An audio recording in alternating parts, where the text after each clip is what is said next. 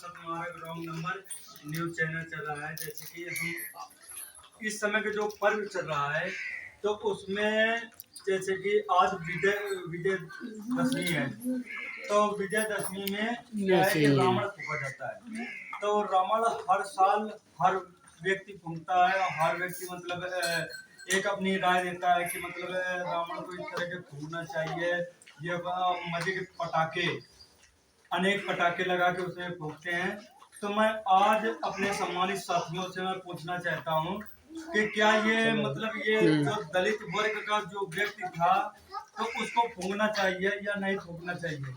तो हम अपने सम्मानित साथी से मैं पूछना चाहूंगा जिनका नाम आपका नाम क्या है बॉस? मेरा नाम लालचंद्र है। जैसे हमारा जो चैनल चलता है सोशल मीडिया से है हम तो और हमारा चैनल सर आप थैंक यू।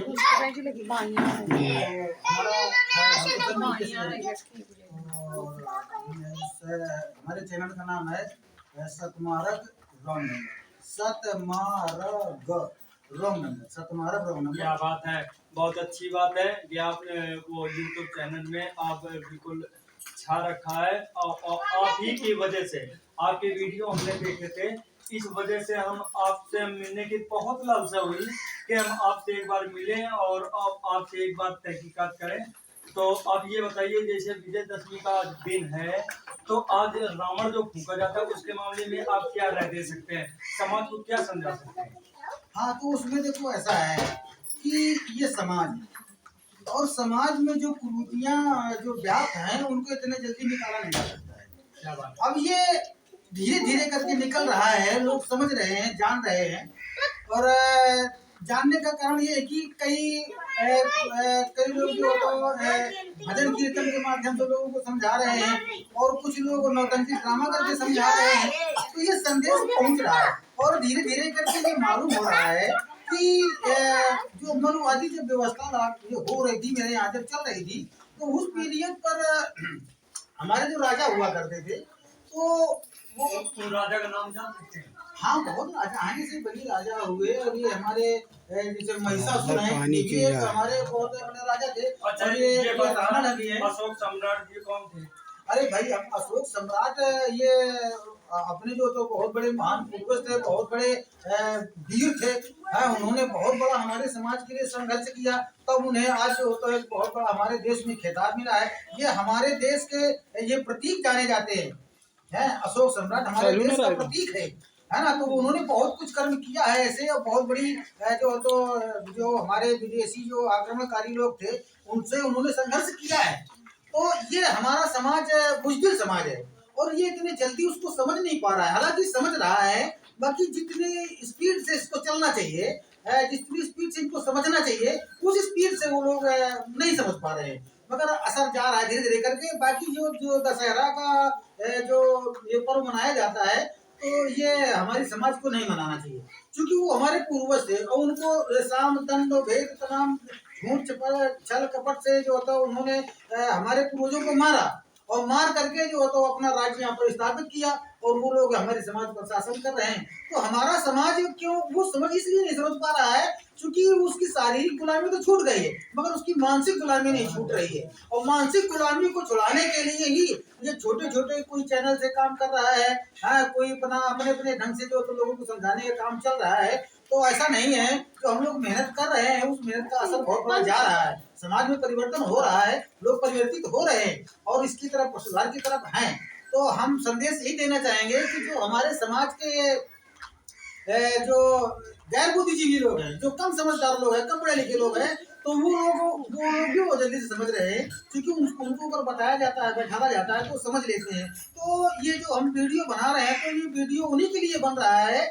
जो जानकार लोग हैं वो तो जानते हैं, वही तो प्रचार प्रसार में लगे हुए हैं। मगर जो ना जानकार लोग हैं उन्हीं को जनाने के लिए ये बताया जा रहा है, ये कार्यक्रम चलाए जा रहे हैं। तो हम जो वीडियो देखने वाले हैं, जो सुनने वाले हैं, खास करके जो हमारे युवा वर्ग की पीढ़ी है वो इस बात को समझने की कोशिश करे कि ये हमारे पूर्वजों का जो आहत किया गया है, जो पूर्वजों को हमारे यहाँ से नष्ट किया गया है, वो हमें उस पर वो अपना इस बात पर चाहे वो वीडियो से जानकारी करें, चाहे वो किसी भी चैनल से जानकारी करें या पढ़ लिख करके जानकारी करें। अगर पढ़ लिख करके भी वो अपने इतिहास को नहीं जानना चाहते हैं। भाई देखो, अपने भविष्य का निर्माण करने के लिए हमें अपने पुराने इतिहास को जानना होगा, है ना। और हम पुराने इतिहास जब तक हमें पुराना इतिहास नहीं मालूम होगा तब तक हम अपने भविष्य का निर्माण नहीं कर सकते।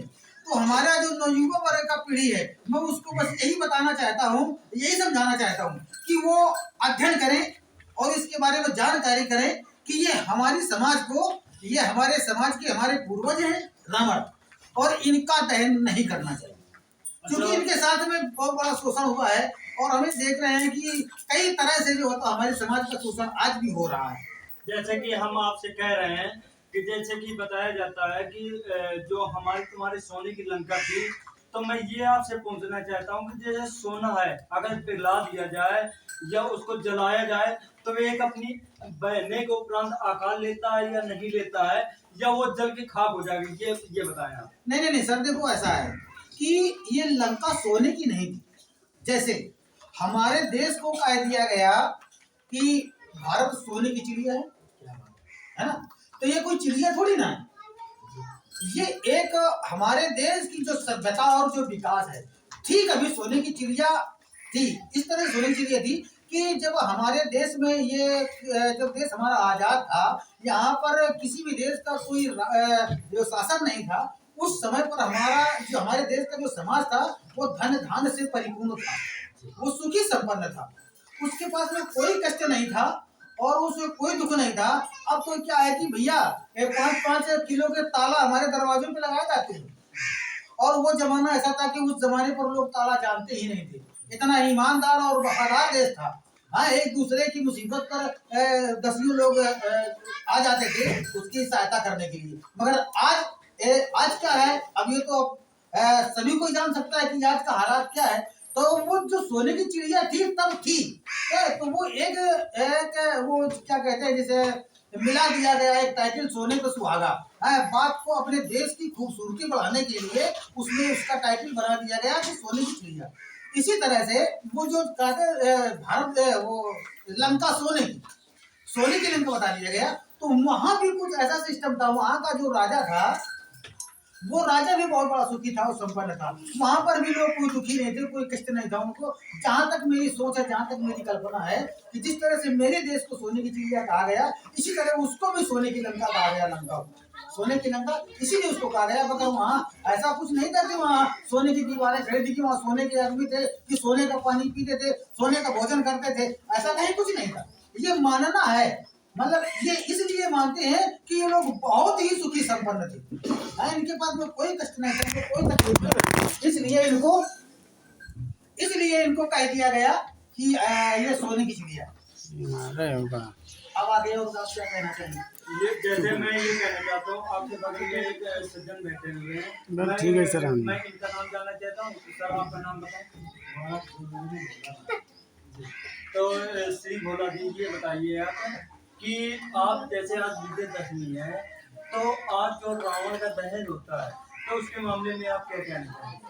हम तो यही कहना चाहते हैं भाई, ये सब दुनिया का ड्रामा हमका समझ में हाँ, क्योंकि हमारे बुजुर्ग फुट बता रहे हैं और आपको छू रहा है। हाँ, क्योंकि हम लोगों ने जब देवी देवता कभी हमारा सहायता नहीं किया है, आज हम चाहें कि यार हमारे देवी देवता सब हमारे पक्ष में है, तो कोई पक्ष में है कोई भी नहीं, कोई नहीं। हाँ, जैसे कि बताएं कौन नहीं है आपके साथ में? हमारे साथ में कोई नहीं, तुम्हारे साथ में कोई कोई भी नहीं। मैं ये सोच रहा हूँ कि जो हमारे बुजुर्ग और हमारे समाज में जो आदमी सोच रहा है इस बात को कि नहीं हमारे सब कुछ है ना, हमारे का तो कोई नहीं दिखाई देता, हमको तो केवल अपन दिखाई देता है कि यार क्यों हमारे बच्चे हैं और हमारी समाज क्या कर रही है और ये बैकवर्ड है ये क्या कर रही है। तो बैकवर्ड से ये मतलब दलित संप्रदाय से आपको क्या लेना देना? हमको कुछ नहीं लेना देना, हमको केवल अपनी समाज को देखना, हमको अपने स्वयं देखना। अच्छा, तो बैकवर्ड दलित संप्रदाय में आता है या बैकवर्ड ही? भाई वो तो कहता है बैकवर्ड है, हमको कोई पूछता नहीं ना, हमको कोई माने कि ये जो हरिजन है ये जो कहना है। हरिजन का मतलब आप जानते हैं? हाँ, हरिजन का मतलब जानते हैं भाई। कोई देखो हम लोग हरिजन मानते हैं कि हम लोग हरिजन है, पर कोई ये तो नहीं चाहता कि हरिजन कोई भी जात का हो, कुमार हो, कोई हो, कोई भी जात का नहीं जानता कि हरिजन क्या चीज है। हम लोग कम्युनिस्ट सोचते हैं कि भैया हम लोग हरिजन है तो हरिजन के साथ हम लोग चलें। तो जैसे कि हरिजन का मतलब अगर देखा जाए तो हरिजन हरिजन बहुत बड़ा शब्द है। हाँ, हरिजन बहुत बड़ा शब्द है और हरिजन का अगर कोई त्रुटि करे तो उसको नहीं कर सकता। और जैसे कि आप बताएं हरिजन का मतलब क्या होता है। देखिए सर, जिस जगह बात हरिजन की आ जाती है तो इन्होंने माना है कि हम हरिजन हैं, तो भाई आप हरिजन होंगे, हम मान लेते हैं भाई आप हरिजन हैं। बाकी भाई अरे आपके बिरादरी से बिलोंग करते हैं, बाकी हम अपने आप को हरिजन नहीं मानते हैं। क्यों नहीं मानते हैं? उसका कारण है कि हरि का मतलब भगवान और जन का मतलब लोग। आप भगवान के लोग हैं, हाँ, तो आप भगवान के लोग होंगे, है ना। बाकी हम भगवान के लोग नहीं हैं। हाँ, हम तो एक प्रकृति के देन हैं। ये हरिजन शब्द कहाँ से पैदा हुआ? हरिजन शब्द जो इन्होंने कहा, हम ये मान के चलते हैं भाई, आप मतलब बुरा न माने तो मैं आपको इसका कुछ थोड़ी बात बताऊं कि हमारे समाज की जब माताएं बहनें या मतलब बहुएं जो भी विधवा हो जाती थी, तो उस समय पर ये चलन होती थी है कि जो विधवा हो जाए तो उसको शादी करना वर्जित था, वो शादी नहीं कर सकती थी।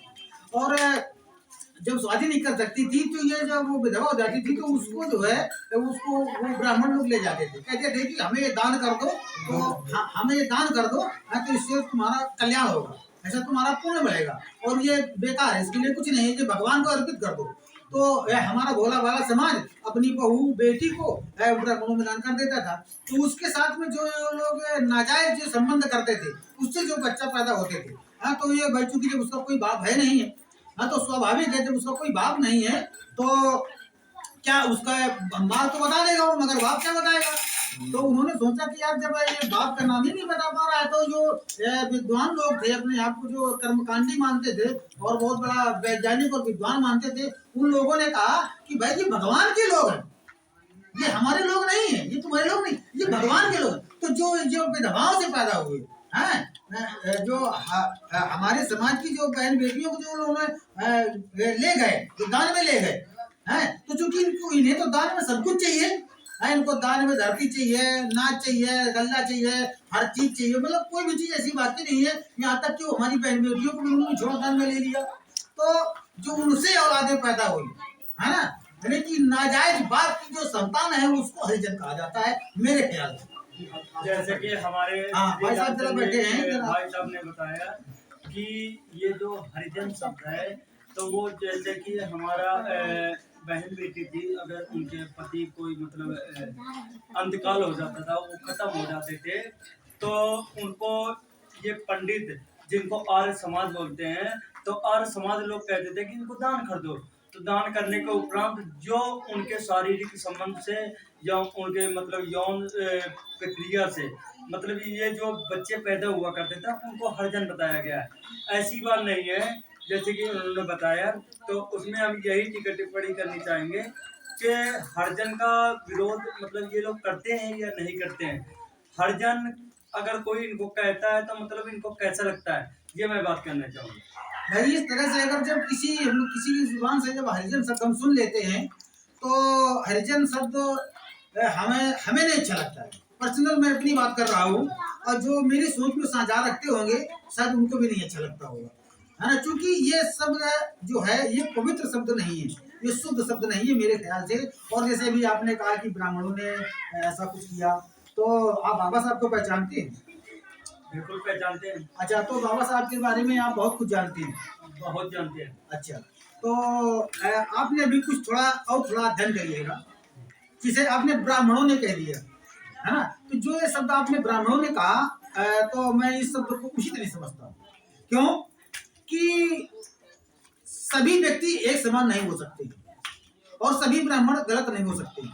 आपने अगर सुना होगा तो जो बाबा साहब भीमराव डॉक्टर अम्बेडकर का जो पहले वाला नाम था, आपको पता है क्या नाम था? नहीं मालूम? बताया। मान लेते हैं थोड़ी देर के लिए कि जो इनका पुराना वाला नाम था, इनके आगे अम्बेडकर नहीं था। ठीक, बिल्कुल सच बोल रहे हैं, है ना। इनके आगे अम्बेडकर नहीं लगा हुआ था, तो इनके आगे अम्बेडकर जो लगाया गया, इसकी अम्बेडकर की उत्पत्ति कहाँ से हुई? जब ये पढ़ते थे, छोटी मतलब क्लासों में थे, तब इनको जो है कोई एक ब्राह्मण थे, हाँ, जो बहुत बड़े विद्वान थे, तो उन्होंने जब इस बच्चे को यानी कि डॉक्टर भीमराव अंबेडकर को जब पढ़ते हुए अच्छे देखा कि यार बहुत अच्छे खासे माइंड वाला बेटा है और ये बच्चा आगे चल करके भविष्य में कभी नाम करेगा, तो इसके सहारे से मेरा भी नाम हो सकता है।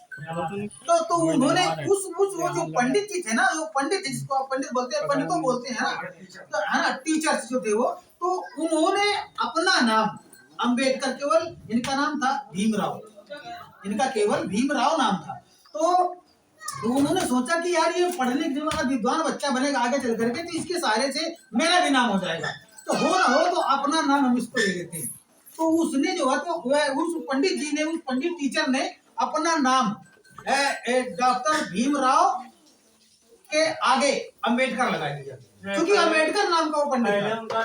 पहले वो ऐसे कोई डॉक्टर की डिग्री नहीं की थी, नहीं। तो डॉक्टर ने भीमराव अंबेडकर लगाया होगा। हाँ, बिल्कुल डॉक्टर नहीं लगाया होगा। नहीं, उस समय हल्के की बात बता रहे हैं ना, तो छोटे पढ़ रहे थे, तो हम आज की प्रेजेंट टाइम की बात कर रहे हैं कि आज डॉक्टर भीमराव अंबेडकर के नाम से उनको जाना जाता है। बाकी इसके पहले जो था वो भीमराव केवल उनका नाम था, है ना। और उन्होंने जब ऐसी जब हालात देखे तो उन्होंने कहा यार बेटा बहुत अच्छा है, तो हो ना हो तो अपना नाम हम इसके आगे नाम लगा दे, तो हमारा भी नाम चल जाएगा।